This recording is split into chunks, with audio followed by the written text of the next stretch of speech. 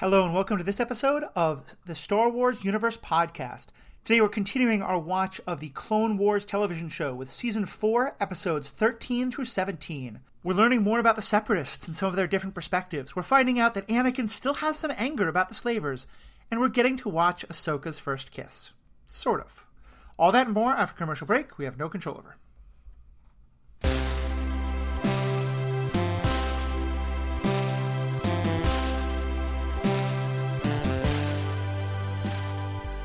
Welcome back. My name is Matthew. I'm your host. As always for the Clone Wars, I'm joined by the great team of Riki and Sarah Hayashi. How you folks doing tonight? Fantastic. Yeah. This is a good set of episodes. Yeah. I really enjoyed these. What made you happy about these and wanted to dive in? Well, I don't know. I just like the Mandalorian stuff a lot. And I believe this is the first appearance of Bo-Katan. Yes, I looked it up. It is, and it's funny. We never hear her name. We never see her face, her helmet come off. No, but yes, it is. If you recognize Kitty Sackhoff's voice, it's definitely Bo-Katan for the first time. Yeah, and the fact that they cast someone as prominent as her. I mean, she was in the middle of Battlestar Galactica or coming off it at the time. So I think that's right. She was pretty big. Clearly, they knew they were going somewhere with this character. Mm-hmm. Right. Yeah, and we'll, for those who haven't seen these, we'll do a quick plot summary in a few moments. But just in terms of things I really loved, we get Bo-Katan, we get a lot more of the Death Watch, the group of Mandalorians, and that's there's a lot in here that I think is really relevant for what we're going to be talking about for the whole rest of the year, leading up to the new TV shows we're getting at the end of the year.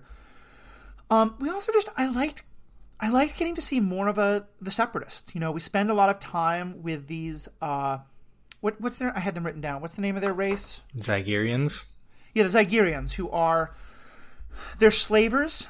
They kind of buy and sell the slaves that go to people like Tawato on Tatooine, and so we see that Anakin definitely has a lot of anger about them. We see Obi-Wan get captured and sort of what's that's like, and I think Obi-Wan take the closest turn to the dark side that I've seen him take, which we'll get to. And then at the end, we get this really sweet episode of, you know, Ahsoka running around the galaxy with the boy she met at a Separatist conference a while ago. And I just loved everything about these episodes. Yeah, I think we've always sort of mentioned how the Separatists seem ill-defined. And this, I don't think it did anything more for, like, defining what the Separatists stand for. But it did a lot in the ways of, like, showing the Separatists as more than just a fleet of battle droids. Mm-hmm, for sure. Any episode without a Roger Roger is always a win in my book. Did we not get a Roger Roger at all? I don't think we did. Oh, nice.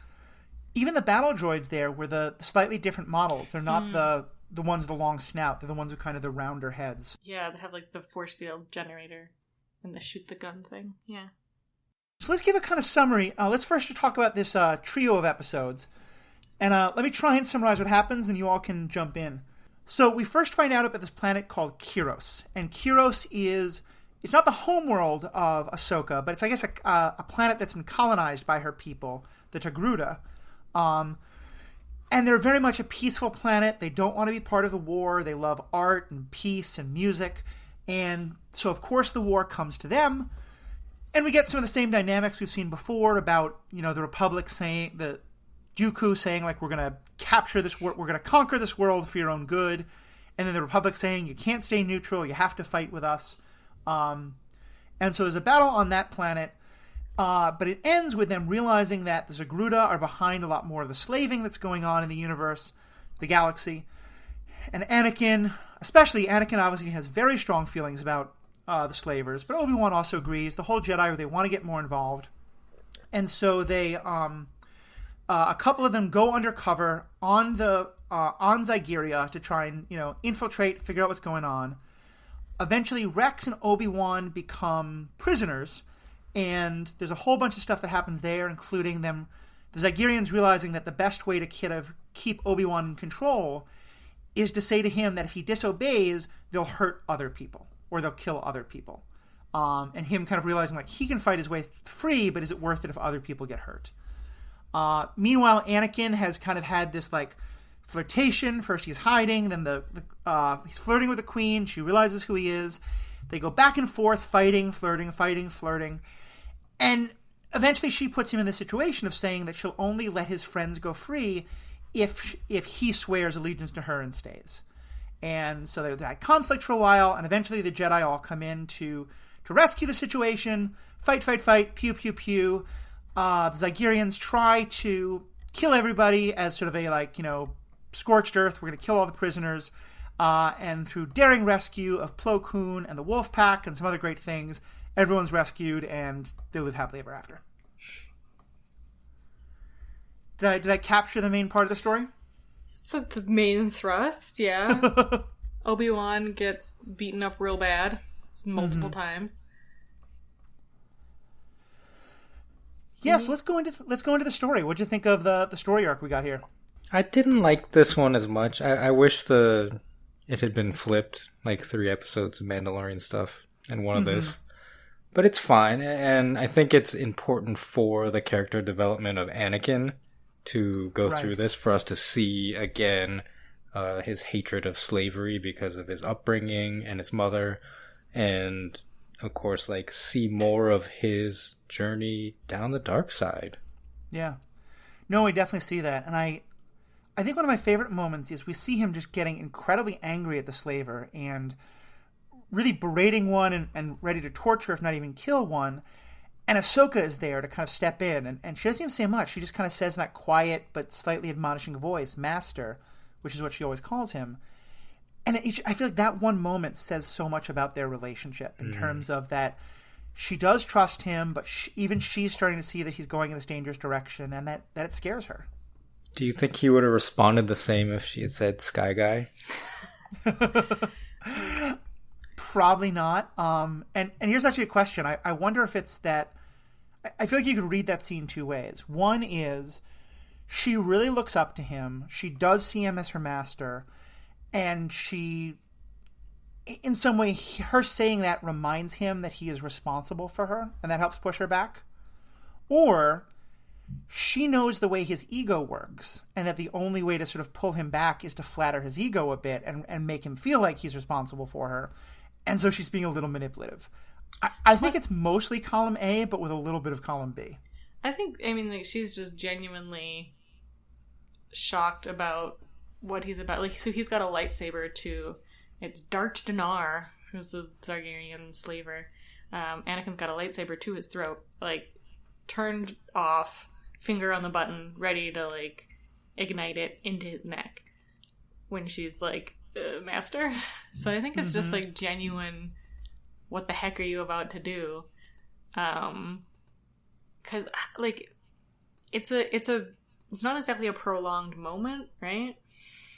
I don't think she's spending a lot of time thinking about the machinations necessary to sort of manipulate Anakin. I think she's just genuinely surprised. Mm-hmm. Yeah, I'm probably being a little bit too cynical with that, but I think that's probably true. Sure. And that could be why it works, right? But For sure. So yeah, even the way that the tenacity that Anakin goes after Dinar. So this is near the end of the first episode. Obi-Wan has just taken a beating from this guy, basically stalling for time, while Anakin and Ahsoka go and defuse bombs that have been set up around the planet. And so yeah, Obi-Wan is just getting beat up by this guy. Eventually, they defuse the bombs. A droid lets him know that they've all been defused. He's pissed off and tries to run away, and Anakin and Ahsoka just ride their little chicken walkers towards his already taken off spacecraft, and Jedi jump through the air to land on it, and Anakin stabs the wing with his lightsaber, and it's you're on this ship right now. I feel like you haven't stopped and taken a breath to realize you both are going down if this ship goes down, right? He was just pure rage in that moment, and I think it was a really interesting character moment. For sure. We also get to see a lot of Obi-Wan's snark. He has some great sarcasm early in this episode. Even when he's on his knees, and sometimes literally in front of the enemy, he just never gives up. Yeah, I think I've said it before. There's never an inopportune time for sarcasm for Obi-Wan Kenobi. I think that's very, very true. Now, as you said, he gets pretty beaten up, and he spends a lot of time as a slave. He also, though, spends a lot of time where it looks like he's losing a fight with one of the Zagrutians. Yeah. And I wrote in my notes, he's a Jedi. How is he losing this fight? I think we're supposed to figure out by the end is that he's basically just stalling for time while Anakin is like freeing the slaves. Was that my reading it, or was he actually losing that fight? No, that's what I was just talking about. It's not while they're freeing the slaves. It's while they're like defusing the bomb. Because he says a couple times throughout the battle, like, "Hurry up, Anakin!" Right. Himself, which is a weird thing to do, but helpful for us as the audience. Because I mean, and it's also like a weaponless battle, and I think at the beginning there seems to be an agreement that like he's not going to use any sort of force powers against this guy as well. It's just going to be sort of mano a mano, right, fist to fist. Yeah. But yeah, he's getting beaten up real bad. Obi-Wan's face for the most of these episodes is just black and blue. It's and so contrast that with what happens later, because I do think in some ways there's something kind of brilliant about. I mean, it's horrific and evil, but you know, if the Jedi have a weakness, at least according to the Sith and them, it's their compassion and this idea that you can torture a Jedi, they won't care because they can resist pain, but also they won't ever give in. You can threaten a Jedi with death; they're willing to die for their cause. But if you there's a moment where Obi-Wan back talks because he's Obi-Wan, he's sassy, and then immediately the Togruta who's next to him in the slave mines gets whipped, and you can see how much the Togruta blames Obi-Wan for what happens, and that affects him. And I just thought oof, yeah, what a way to hit the Jedi right in the feels.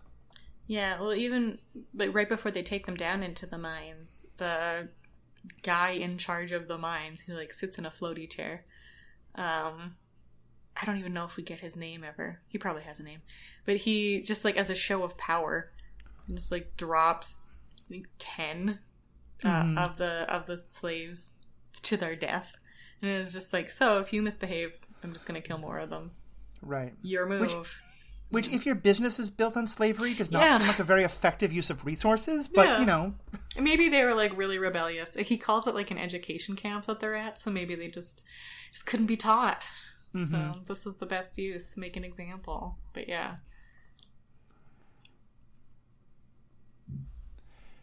I was a little disappointed that, once again, we have droids dying for comedy. In the midst of this episode, there's the one scene where the Nagruta Zagrutan slaver, he has one of those sort of very 1980s computery kind of voice droids who does all the mechanical stuff, and he slaps a bomb to that guy and he says, how could you betray me? And then he's saying to Obi-Wan, get it off, and Obi-Wan just throws him out the window so it blows up. And it's okay, I guess someone has to die for comic relief. I don't want that to happen. I guess it has to be the droid, but do we really have to keep going back to that well? Yeah, I saw you put that in the show notes. I didn't think it was a funny scene. I thought it was just a real, because the droid is how could you betray me? Right. And I guess maybe it's just the voice alone could be construed as comical, but I didn't think it was funny. I think it was the droid was to this Darth Dinar guy. How could you betray me? Why would you do this to me? Get this bomb off of me. And I think it's that he says out the window. I think that's why, maybe comic relief is the wrong word, but certainly, I mean, Obi-Wan doesn't take seriously his ask, take it off me, or that the idea that he has any, that he is a life that should be saved. Yeah. And true. I guess that's more what I meant. We're trivializing that person's suffering.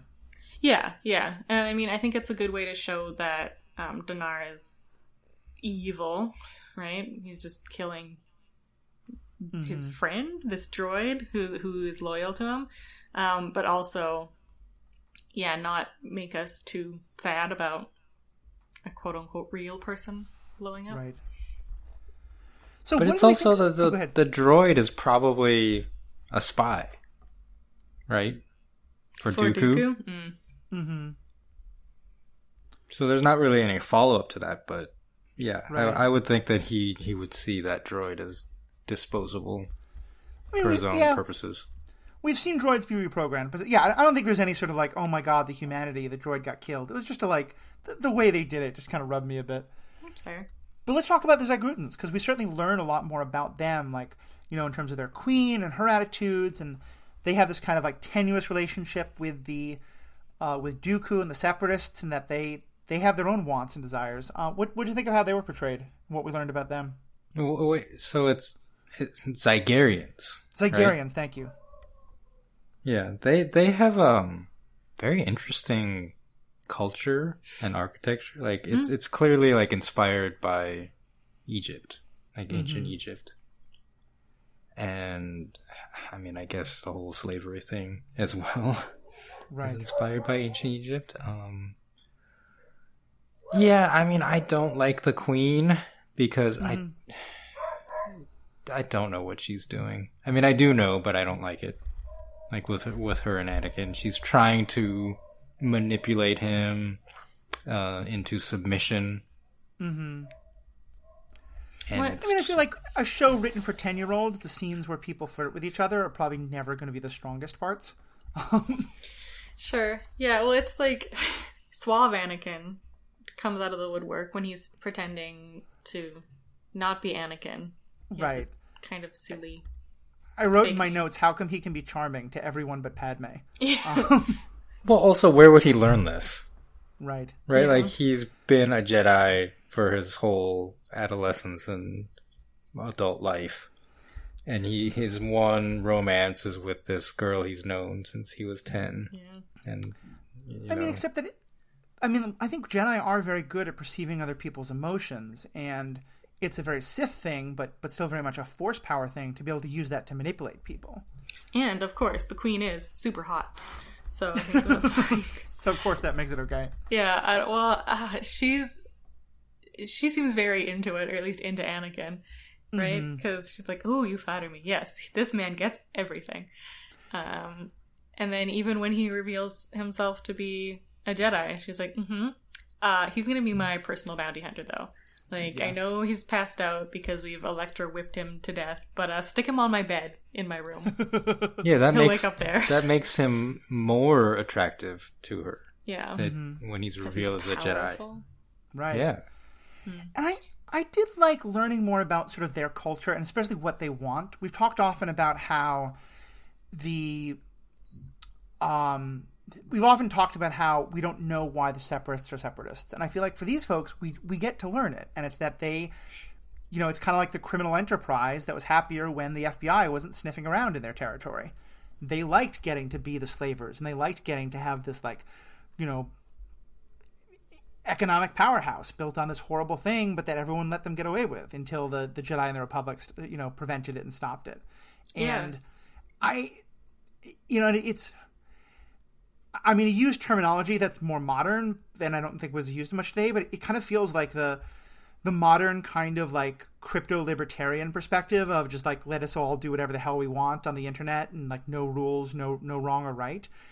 It seems like we're getting more and more that that's who some of the Separatists are, that they just want to be like, you know, Ferengi capitalists with the Ferengi have tons of rules, but like just, you know, they just want to, you know, do their trading and do their business stuff and build their droids and have their slaves, and they want to separate because they just want no one to tell them what to do. And I mean, certainly a group of people saying we want to separate from the government because the government's going to tell us not to own slaves, like that's straight out of history. So I thought that was like a nice way of being like, okay, yeah, some of these people have not like honorable causes or not ones we agree with, but ones that make sense in terms of that's what they, that's their position. Yeah, planet's rights.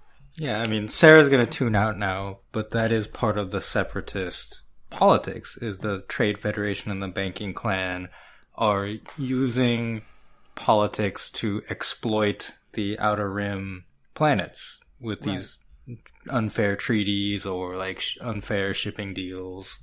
And then the Republic is like, no, regulations. Like, no, we don't want your regulations. Yeah, they just want to be robber baron capitalists, and so it's nice to hear that part of the story. And I do think there's one point where one of the Zygarians, I don't think it was the queen, but maybe the like prime minister dude is talking to Anakin and basically saying that, well, the Jedi are slaves to the Republic. Oh yeah. And I think like he makes a good point. Like, Yeah. He's saying like they have you doing like they've bent you to their will of this, like they put you in this position of being generals and of being these like political leaders, and that's, you know, not what you're supposed to be, but you're basically enslaved to them. And then, yeah, I don't know. Even though they're very clearly the bad guys, I don't think their criticisms of the Republic are wrong, necessarily. Mm-hmm. No, I think that's true. I mean, I think that's... What we're getting a lot of is people who have legitimate critiques of the Jedi and the Republic. They just want to do terrible things with that different perspective. Yeah, I think like Darth Dinar, in between punching Obi-Wan, has like a nice little speech about how like we prospered until the Jedi came along. Like, we prospered, our clients prospered, the Jedi took it away from us. Mm-hmm. Yeah. So, the slaves did not prosper. Yeah. Let's not mention that part. Yeah. One other just kind of thing, backing up a bit, but in terms of Anakin and going towards the dark side, he force chokes the queen. I'd forgotten about that part. I just looked at my notes again, but yeah, I don't think it's ever officially been said, but I think it's generally understood that force choking is very much for the most part, a Sith power. Like Jedi, Luke does it to the kind of pig guards in Return of the Jedi, but for the most part, it's seen as a pretty, ethically questionable power. So having Anakin do that, I think, is very significant. Yeah, it's extreme, but he's like, again, so angry. So this is when, after he wakes up in the queen's bed, and she's like, "You're my pet now." Yeah, he doesn't even let her finish her evil speech. He just starts force choking her, which is, I don't know, she seems into it. It's weird. oh dear. Well, like, she's not like that. She's like into the show of force and like that he's uppity and spunky. Right. She's like, "Ooh, I'm going to enjoy breaking you," basically. Yeah, I mean, it's kind of like that, I can't think of a particular movie or TV show, but I feel like I've seen this scene a bunch of times where the evil person who, like, hunts game or things like that, he has a lion in his cage, and he loves to, like, go near the cage and see the lion roar and, like, push out at the bars just to be like, haha, you're so strong, but I'm still in control. Yeah. They're like the Bosks. I know they're not. From the Hunting the Jedi episode, right? Like, yep. That was the most dangerous game. But not too dangerous. Not too dangerous. Yeah. Right. Just the younglings. We're going to get baby Jedi, We're going to get baby lions. We're still realistic, yeah. One other just a small point, and it's not the first time we've seen this, so maybe other people have picked up on it earlier, or this is just the first time I really felt it, but we've been seeing more and more that, each of the Jedi kind of does their own thing. We've really been getting to see that Plo Koon, I mean, he's a pilot, sort of first and foremost as a Jedi, and he leads this fighter squadron called the Wolf Pack. Mm-hmm. And, he's worried about them. He has names for them. Like, one of them is Warthog. He takes care of them. And, I've said a couple of times that one thing I like so much about the show is it fills in the gaps to make things that happen in the prequels hold a lot more weight. And I recently rewatched Revenge of the Sith, and I feel like watching this made me have a lot more feelings about the fact that Plo Koon, he dies in Order 66 because the men in the pilots in his fighter squadron turn on him. And we can get into all the debate about, like, should that matter? Jedi have the power of the plot. We've talked about that before, but in the original movie, I felt nothing because I didn't know Plo Koon was, like, connected to this group. But I feel like now, like, knowing they're the Wolf Pack, knowing that, he is Wolf Leader and that he has this connection with them, it feels like they're intentionally setting that up because they know that's how he dies and they just want to give that a little more emotional weight. And I like that. Yeah, for sure. I watched, what's the first one? Phantom Menace. Phantom Menace this weekend.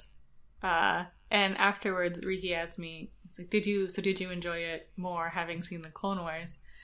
And I said, yes, but only because every once in a while I got to go like, oh, hey, there's Plo Koon. Oh, hey, there's Evan Peel. Oh, hey, it's, I'm going to forget her name. Not Ventress. The bounty hunter. Orsing. There we go. Got there. Right?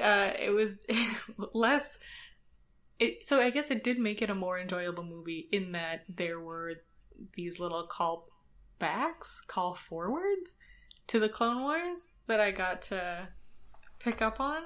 Mm-hmm. But wow, that's a bad movie. Yeah, I mean, it's the same way, like, if you read a bunch of comic books and stuff and then go back and watch the Jabba the Hutt scenes in Return of the Jedi, and you see all of the background characters there that are developed in other media, then, yeah, it's cool to see those characters. Yeah. But The Phantom Menace is still just a garbage movie. Yeah. Bib Fortuna was in it, speaking of Jabba the Hutt. No, I get that. I think it's much more the second and especially the third movie that the Clone Wars really helped to improve, but I definitely get that. That's fair. Well, the Clone Wars sort of sits right between those two. Exactly, right? Exactly. I will say, and we'll hopefully get to this in the book club for this podcast, I recently reread the book Darth Plagueis, which is all about the... What's up? No, I know the plot of that book. I haven't read it, but oh yeah, I mean it gets talked about all the time. But it's the plan. It's about the Sith Lord who Darth Sidious talks about, who like taught him about immortal life. And in the book, and I won't try to give any spoilers away, but both Plagueis and Sidious meet this Jedi who has a lot of problems with the Republic and a lot of problems with the Jedi, and is starting to wonder, like, is there another direction to go? And it's Dooku. And it just kind of reminded me of, like, I still don't like the way Dooku is portrayed in those two movies, but reading about him, and I actually now much more understand what his backstory is, and his character now makes much more sense to me. Yeah, we got some good Dooku moments in these episodes as well. Mm-hmm. Like, for sure. Him talking about how he used to be a Jedi, and we also get some lightning fingers. It's always fun. Yep. One thing I thought was interesting was because he comes down very hard on the Zygarians. Am I still saying that wrong? No, I think the Queen pronounces it differently than everybody else does, but most of them say Zygarian. Well, the Queen also just seemed to have her own accent. Jedi. Upper class people can do that, but that's fair. Yeah. But yeah, I think it's interesting that she really thinks the Separatists will be all about letting her go her own way, and Dooku's like, no, we're gonna have just as much control over you. He's utterly focused on Anakin dying. And I think this is, to me, we're getting hints of the complicated Sith relationship here because, Palpatine obviously already has his eye on Anakin as a potential, new apprentice. Mm-hmm. And the rule of two is kind of being broken, but we also know that, we know that Sidious will wind up having Anakin kill Dooku in order to take Dooku's place as his apprentice. So I just thought that was kind of another fun part of this, was seeing that Dooku is so focused on I want Anakin to die. And I wasn't sure, is that because that's what Sidious is telling him to do? Or is that a little bit Dooku feeling like I need to get rid of this rival for my master's attention? It's inconsistent, though. He had Anakin, the last arc? Mm-hmm. Where they traded him for Grievous. Yeah. Uh-huh. So he could have killed him there and been like, no, we don't need Grievous. Yeah, but he was directly told by Palpatine to trade him, right? So to kill him there would be directly going against Palpatine, which I feel like would be bad news for Dooku. Whereas here, right, he's telling the Queen, I don't want to enslave the Jedi, I want to wipe the Jedi out, so we're going to kill some Jedi tonight. And yeah, he talks about killing Obi-Wan as well, since he's there. I don't think he even mentions Ahsoka. But yeah, very fixated on getting rid of Anakin. I think you're right, Matthew. He sees this as his moment. Because I think he can see that Palpatine is taking a shining to Anakin.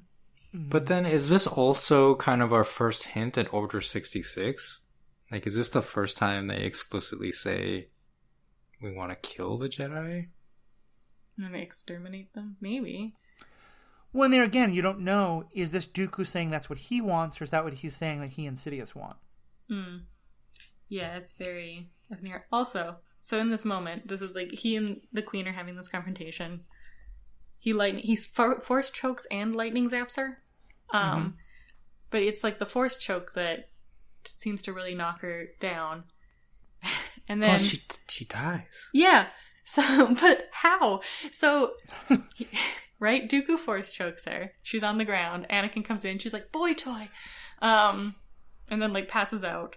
Well, look, it is a well-understood medical reality that there's a particular kind of fatal wound of which you are on death's door but will not die until you get to have the Marius Eponine moment of being in the arms of the person who you either love or respect or is your father or whatever it is, getting to say the one last thing you need to say, and then dying. Sure. It's a known medical And then her guards come in, and Dooku says, the Jedi assassinated the queen, except she's not even dead yet. Anakin, like, picks her up and leaves, and she dies later on their starship. Yeah, so, like, she hangs in there for quite a bit. But, like, the thing that seems to have mortally wounded her is being choked. And she manages to breathe a bunch more, say some words. So, like, how... I don't think that's how choking works. Like, if she'd been stabbed, and it's like, all right, and then she bled out after she got to give her speech. Cool. But she was just choked! She was breathing and everything. She might have some, like... discomfortable. Look, this is a world of laser swords. We don't need to get into medical details. Fine. I do love that once again we have an episode that started out with the two of you saying how much you like these arcs and then all the problems with them. No, I don't like this one as much. Okay, that's fair. That's fair. We'll get to That's the what I other was one in a saying. moment. I wanted 3 episodes of Mandalorian and 1 of the Slavers. I feel I don't know. This was my one. It's a really little thing, and I doubt I'll care about it tomorrow. But it bugged me in the moment. No, that's fair. This. I think we're very honest about the fact that this is a great show that has a lot of good moments and a lot of stinkers. And I think I'm with you. We'll talk about the next episode in a moment. I definitely wanted a lot more of it. I think 2 and 2 would have been good, or maybe 2 and 3. I don't know if we needed a full 3 of this one. Speaking of good moments. Okay, I wonder if you're about to quote. I was going to say one of my favorite moments. Let's see if you have the same one. Go ahead. When Obi-Wan... They bring Obi-Wan out as a slave. He's been captured. And then Anakin is still playing at being a slaver. And she's like, go down and kill the Jedi. And he goes down there. And he does the signal to R2-D2. Yeah. The salute that Luke does on Jabba's skiff in Return of the Jedi. And they all, like, nod at each other. Yeah, they all look at each other. Like, Rex is there too, in disguise. A disguise similar to Lando. Mm-hmm. And they give each other the look like it's about to go down. And so, like, did R2 come up with the plan in Jabba's palace? And he's like, hey, Luke, like, here's this thing we can do. I have these compartments that can hold lightsabers, and I'll shoot it out to you. Don't worry, I've done this before. Yeah. I mean, it is, I think, one of the biggest plot holes in the whole story is how much R2 knows but doesn't say. Like, I was rewatching A New Hope recently, and, like, watching the scene where Obi-Wan is talking to Luke about what happened to Anakin, and just kind of I really wanted R2 to be beeping in the corner, being like, "No, that's not true, you liar." Well, even at the very beginning, I guess, like, all Obi-Wan says is, like, I don't recall ever owning a droid. He doesn't say, I don't know who this droid is. Yeah. And it's so weird because they could have solved it with a line of dialogue that seems like they intentionally did not put in at the end of Revenge of the Sith when Bail Organa tells them to wipe the protocol droid's memory. Yeah, they could have wiped both, but that's the best thing about R2 is that he knows everything he the just whole won't tell time. anybody. Yeah. Like, wipe both their memories. I mean, it does allow him to do the sassiest, most, like, underhanded move of the entire Star Wars, like, genre. Which is where, in Last Jedi, Luke is explaining why he can't go help. And R2 just shows the clip of Leia asking for his help. And I was just like, oh, that's so good. But no, the one little moment I wanted to mention was to get in and go undercover. They pretend originally that Anakin is a slaver himself and that he's or a bounty hunter and that he's captured Ahsoka and is selling her as a slave. And there's just, like, the two of them are trying to play this out and they both overact it so badly. Oh my God, and she says, like, he harasses her a bit and she says, unhand me, you brigand. And it's just, and then later he flirts with the queen and she's rolling her eyes. Oh, it's just so beautiful. I just love that little interaction. Oh, yeah. It's so bad. Ahsoka knows. Yeah. That's how bad he is at this. Well, not bad. It's just cheesy, right? Because he's like, oh, your beauty is unmatched by anything in the whole universe. And she's just like, oh, brother. it's great. I love it. Look, the lines he gives her are still better than what he gives to Padme, okay? So, yeah. you know. 100%. And he like whispers some stuff in her ear, and she's like, "Oh, you're so bold." Okay, now wait a minute. The Zygerian planet, like being Egyptian, there's a lot of sand. Oh, no. All right, moving on to episode 14. So, a friend in need. A peace conference between separatists and Republic delegates.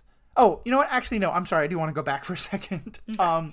One other plot point that they briefly introduced that I liked, but I wish they did more of, was we once again see a planet that is wanting to be at peace, and the separatists are going to come in and kind of screw with them, clearly, but Yoda says, you shouldn't trust them, I'm sending an army.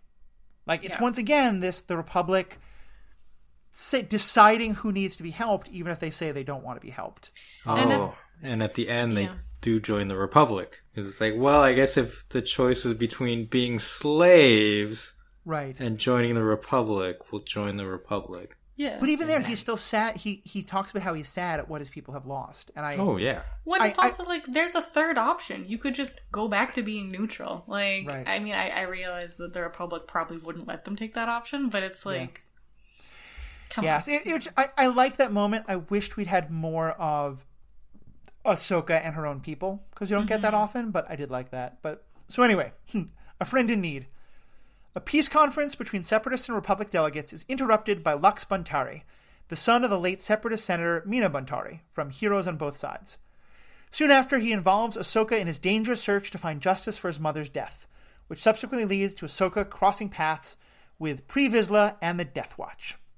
And for those of us who don't remember or haven't seen those earlier episodes, Death Watch has been established as, at this point in the story, the Mandalorians, the planet of Mandalore is a peaceful planet ruled by this woman named Duchess Satine, who Obi-Wan has a whole long history with. And a group of Mandalorians have broken off and are called Death Watch, and they're a terrorist group basically fighting to retake the planet and rebuild the warrior community. And while we don't know all the details yet, flashing forward a whole bunch to the TV show The Mandalorian, we learned that our hero there, Din, he was raised by a group of people called, I think it was the Children of the Watch, or I which is a better name. Well, right, but it's connected in some way to the same thing that Death Watch is connected to. So that's just kind of a cool tie-in. But don't name your organization Death Watch. Because no, later on, Lux is very surprised when they kill people. It's like, what are you doing? Yeah. Not very good for PR, but yeah. So Ahsoka kind of tags along and then is like unhappy about this, and then everything goes wrong, but they are able to get rescued. So yeah, clearly, it sounds like you all like this episode a lot. What'd you like about it? Yeah. Well, so first the episode opens up and they're in like Duchess Satine's chambers, and there's 3 representatives from the Republicans and 3 from the Separatists, and they're like having a little chit chat. And Ahsoka is just there, like because Satine said, "Make sure." I was gonna say. Okay, that. You can say it. It's fine. No, you say it. Okay, so our Riki and I's headcanon is that like Satine called up her gal pal Padme and was like, "Hey Padme, you should really bring like a Jedi with you. So like maybe someone who's been here before. You should bring a Jedi along." And Padme's like, yeah. And she's like, you know what I mean, right? You know what I'm saying to you? She's like, yeah, 100%. And then shows up with Ahsoka, and Satine's like, no. Yeah, and she's sitting on that throne like not having it. You think it's because of the negotiations failing, but it's because Obi-Wan didn't show up. Yeah, she's like, Padme, you had one job. But yeah, and then like Lux burst into the room and was like, hello, I'm Ahsoka's previous love interest. And then so this was Mina Bonteri, his mother was a senator who was a mentor to Padme. And in the previous episode, Padme and Mina had met up to try to negotiate peace. Right. And that was interrupted by, she was assassinated. Yeah. By Dooku's people, but they made it look like the Republic did it. And at the same time, they also set up an explosion at a power plant on Coruscant and that was carried out by droids. Right. So they sabotaged the peace negotiations by having these terrorist attacks on both sides. Yeah. And I think this is why I got confused with like Mandalore was part of the Separatists. I think I was confusing it with Mina. Mm-hmm. For some reason I thought she was a Mandalorian. Right. But she's not. Well, I think it's very intentional that Mandalore is like the neutral space for this to take place, because both sides are really trying hard to, and I think part of why I love Mandalore is, to me, Mandalore is very much a Vietnam kind of a place. It's a place where there are two sides who are fighting over what they want for their people, and they each have legitimate grievances and they each have legitimate perspectives, but then they're both being kind of manipulated by these larger forces. And Mandalore has mostly stayed independent of that, but clearly like they're each being influenced to some extent. Although Death Watch just seems to be like, we want to hate everybody. Screw the Republic, screw the Separatists. We just want our own freedom. Yeah, they're like they have a very singular focus, right? Which is just make Mandalore great again. Yeah. Right? Like, bring it back to their old bounty hunter warrior ways. None of this namby-pamby peace and love stuff. And they certainly go to great lengths to show us just how terrible the Death Watch is. We get a couple of scenes of Death Watch kind of like torturing people, especially droids. Like they do not, and I guess it kind of fits in with what we learn later about the Mandalorian, but they're basically just like they're killing droids or they're destroying droids for entertainment and then making them be rebuilt. And we meet a couple of very sympathetic droids. I think at one point there's this like big lumbering droid and they shoot the legs out and the droid just goes, why, and this sort of sad, plaintive voice. And then he asks R2 to repair him. So sad. And there's a little trash can droid too. Yeah, I think it's especially pre-Vizsla that we see being just like the king of the jerks. Played once again by Jon Favreau. Yeah, which is awesome. But there's some girls from a nearby village that they've kidnapped and are forcing into servitude. So that's cool and awesome. And they talk about how they're like a very docile people, and then Death Watch just came and were jerks. And so someone from the village comes to negotiate to get the girls back, and he's like, "Oh yeah, sure, sorry, I'll bring them back to you tomorrow morning." It's like, well, that went well, and Lux is, like, yeah, see, Death Watch, they're the good guys. Death Watch ain't so bad. Yeah. They're just misunderstood. Yeah, the name is metaphorical. Yeah, it's a metaphorical Death Watch. They're just looking They're at watching for death. Yes. Yeah. Oh, geez. So then the morning happens. They bring the girls back. He's like, here's your granddaughter. And then ends up, like, shoving her and taking out the glorious Darksaber and just, like, stabbing the girl in the back. While she's, like, hugging her grandpa. Right. And it's like, ha ha ha, kill them all. And then Lux is like, wait a minute. You said you were the good guys. Yeah, so I guess the reason Lux has gone and sought out Death Watch, just to back up, he got like a hologram message from Dooku and has this special bracelet that tracks holograms to where they're like originating from. Yeah, technobabble. Technobabble. He's got a MacGuffin. And so he's bringing it to Death Watch so that they can go find Dooku. Right. Because Dooku is the one who killed his mother, and so he really is on this revenge kick for that reason. Yeah. And Ahsoka tags along for the ride. Wasn't supposed to, but was there, basically. Yeah, and then the Mandalorian who shows up is like, what's she doing here? Who's she? I'm his betrothed. Oh, God. Yeah. And she learned from Anakin the bad acting.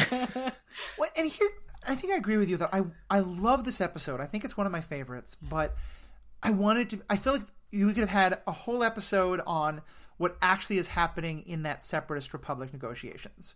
We could have had at least half an episode or more of R2, because R2 basically winds up like fixing these droids, but also like helping them, and then he turns into like a little droid army that helps rescue everything. That could have gotten a lot more attention. And what I felt was a subtext here, and it's so obvious that I have to imagine it's intentional, but it never really got to be dealt with, is Ahsoka now has another man she cares about going off the deep end because of the death of his mother. I don't think that's I don't think that's accidental. I think there's a great connection there of her, because she obviously has feelings for this boy. Oh, yeah. And, it's nice they play it because they're both kind of like just barely pubescent. Like, it's just kind of like, puppy love crush that and she never even talks about it in those words, that they kiss, quote unquote, because it's a, the bad guys are coming. Let's pretend that we're kissing.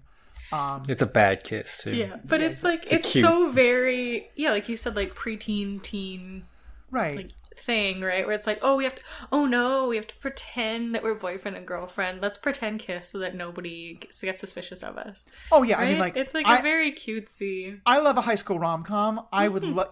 Oh my god, there's a whole other show I want them to do sometime about Jedi Academy rom-com.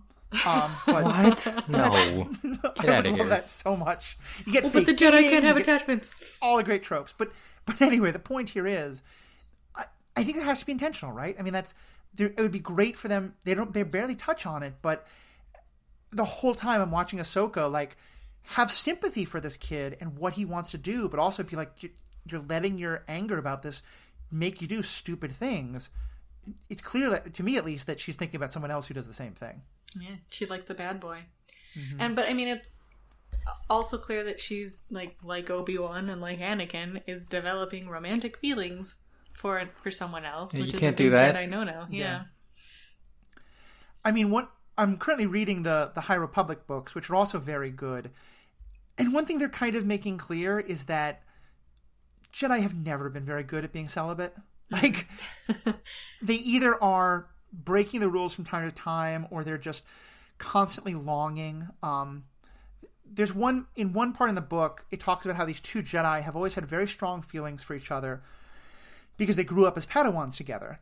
And it, using very kind of like YA, chaste, fade to black language, it never quite says what it means, but it basically says like that the two of them became adults and had to put away the memory of the explorations that Padawans are allowed but are eventually have to stop doing. And it's like, I don't know if that means that like they play doctor or like they were like hooking up. I have no idea, but like clearly there's some level of like they're allowing people to have some like low level like sexual exploration or romantic exploration before being like, okay, nope.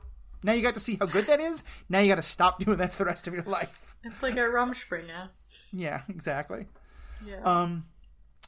Yeah, so I thought that was kind of cool, and I like the dynamic between those two characters. But again, I think all of this could have had so much more exploration.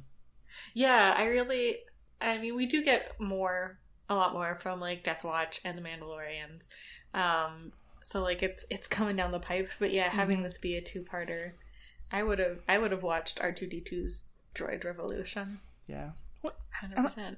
And Riki, I'm really glad that you brought up the character of that Bo-Katan is introduced here, because knowing what I haven't seen this for many years, and knowing what I do now, that Bo-Katan becomes one of our heroes by the time of the TV show The Mandalorian, I kept expecting, okay, so we're going to get introduced to her as the Death Watch person who's not quite so bad, or who's kind of like, yeah, maybe we don't have to like kill all these people and torture all these droids. Nope. we don't ever see her like actively participating in the worst parts, but she's certainly never like saying like, no, we shouldn't do that. She's just henchman number one at this point. Oh yeah, she's Pre Vizsla's right hand man, and I don't know. Do you want to do spoilers or? No, let's hold off on that. We know some stuff is going to happen, and we'll get to that when we get to it. Yeah, we also get Bo-Katan and Ahsoka's first meeting, which now that they're buddies in The Mandalorian, they can so fondly recall that time that they almost killed each other in the snow. Mm-hmm. Good times. Right hand Mandalorian. Definitely. Right hand Mandalorian. Wow. All right. I think this is probably a good time to wrap up and go into one piece of listener feedback that we got. Unless either of you have anything more you want to say? No. Okay. Well, this is one we got a couple of weeks ago, but we didn't really have a chance to work it in yet. It's not directly connected to this, but it's all about Star Wars universe stuff, so I want to read it. It's from a listener who had actually written in a long time ago, and then we read his comment on the air, but as you hear, there's a reason why he didn't hear it for a while. It's from Marlon Gonsalves, and he writes, "Season's greetings," because he wrote this around Christmas. "I finally heard my feedback discussed at the beginning of the movie's Attack of the Clones podcast. I guess that's why I never heard it until now, because I tried avoiding all prequel material. Can't blame you." And he says that he agrees with us that you don't need to commit to memory every detail of the Star Wars universe. He doesn't have it. They say that they don't have everything committed to memory either, and they still love the whole universe, which is just, a nice reminder. There's some podcasts out there that are all about knowing every bit of details. That's awesome. I'm glad they're there. That's not us. We have Wikipedia. We'll look stuff up. We're going to go for the heart of the story, not always the details. And then he just says about season 2 of The Mandalorian, I loved your coverage of that season. It once again perfectly complements the show. Thanks for the brilliant content. Enjoy the holidays. And so thank you again very much. But the key point, and relevant to what we were just talking about, is he included a letter that was sent around as a meme that I want to read to everyone, because I think it's a nice way to close this out. Again, though, this is much more about the Mandalorian, but Jedi Academy stuff. And so it's written on the letterhead of the Jedi Academy, and it says, Dear Din Djarin, I hope this finds you well. The reason for this letter is that after just 4 months under my tutelage, I can no longer take care of Grogu and request that you come back and pick him up. Grogu is a menace. My R2 droid has blown a circuit because he keeps hitting him with a stick, like Yoda. He keeps stealing the metal balls off the computers to play with. He takes biscuits without asking. Last week, he force-lifted a student onto the roof of the temple. It took 6 hours to get him down. Also, who taught him a curse word? Just recently, he rewired the whole academy. How he learned to rewire blue and red wires in that fashion, I dread to think. Then, to add insult to injury, we found him trying to eat the Academy's frog mascot as well as the unhatched eggs. I will supply a booklet to let you teach him yourself, because I don't think we can any longer. Our science teacher is on 6 volume a day. May the Force be with you. So, yay, Grogu! Yeah, thank you so much for sending that in. I love that image. Like I said, I want the junior high rom-com about the Jedi Academy. Give me or high school. Give me Gossip Girl Jedi. It's a thing. Oh my gosh, I just like Grogu acting out as like a not like adolescent. Right? Yeah, that'd be great. Because we have baby Yoda. We need adolescent Yoda. Especially because now, I mean, here's what we need. We need a Lego movie. Because a Lego movie is clearly totally okay with crossing all these universes, in which our two protagonist, antagonist, anti-heroes who are just driving everyone crazy but still kind of cute are teenage Grogu and teenage Groot. Yes. Right? I was just thinking like Crumbly Groot at the end of Guardians 2, where Chris Pratt is telling him to clean his room. He's like, I am Groot. That's what we need. Anyway, I think we've now starting to, we haven't jumped the shark, but we're approaching it quickly, so we're going to call an end to it now. Riki and Sarah, thank you all so much. To everyone else, really glad you're a fan of this. Let us know what you think. You can find all the ways to contact us on ethicalpanda.com. We're there on Twitter, on Facebook, on email. Let us know what you think. Join in the conversation. You can also find us by going to strandedpanda.com, and that's where you'll find my other podcasts, as well as other great podcasts about the MCU, Star Trek, DC Universe, all sorts of other great things. So, on behalf of myself, Riki, Sarah, thank you all so much. Have a great day. I hate sand.